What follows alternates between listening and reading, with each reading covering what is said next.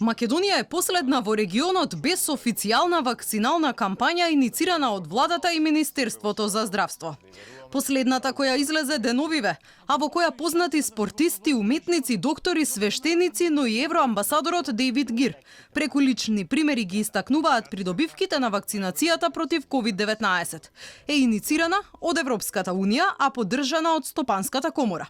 Првата видеокампања со повик за вакцинација во која учествуваа повеќе еминентни доктори од јавното здравство беше пуштена во април, но беше изработена од УНИЦЕФ. За разлика од Македонија, регионот на различни начини ги мотивира граѓаните да се заштитат од COVID-19. Така, Хрватскиот завод за јавно здравје во соработка со ресорното Министерство за здравство емитува куси видеа од VIP лица во земјата, кои ги повикуваат тамошните граѓани да се имунизираат против коронавирусот. Србија со месеци наназад ги наградува вакцинираните граѓани со по 20 евра, а Црна Гора, за да го мотивира населението, на сите вакцинирани им дава ваучери за туризам во вредност од 50 евра. Кај нас вакви мерки нема, но министерот за здравство Венко Филипче вели оти опфатот на вакцинација во регионот не се разликувал многу од оној во земјава. Насекаде во регионот ги пратиме трендовите. Некоја голема разлика во опфатот со вакцинација нема. И тука се сите земји. Кај нас се близу 450.000 граѓани веќе вакцинирани, од нив 270.000 се ревакцинирани. И ние ќе продолжиме да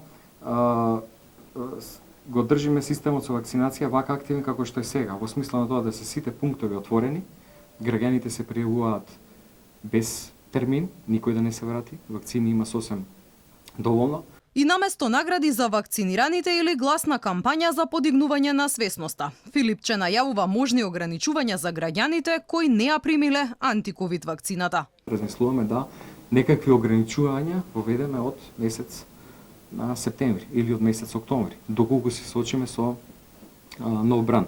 Сепак не можеме сите да страдаме заради тоа што некој не се вакцинира, ние не може да живееме затворени, мора светот да функционира, да биде отворен, затоа е всушност и вакцината измислена за да се врати животот во нормала. Во меѓувреме, Комитетот за имунизација при Министерството за здравство како тело чија основна задача е јавно да ги промовира придобивките на вакцината и да се бори против теориите на заговор и антивакциналните кампањи кои се шират на социјалните мрежи. Со месеци се нема појавено во јавноста. Министерот Филипче ги правда. Вели комитетот бил активен секој ден, а одлуките што заеднички ги носеле, со новинарите ги споделувало ресорното министерство. За антивакциналните кампањи, Филипче вели тие биле очекувани, но не кажа конкретно како ќе се борат да ги сузбијат.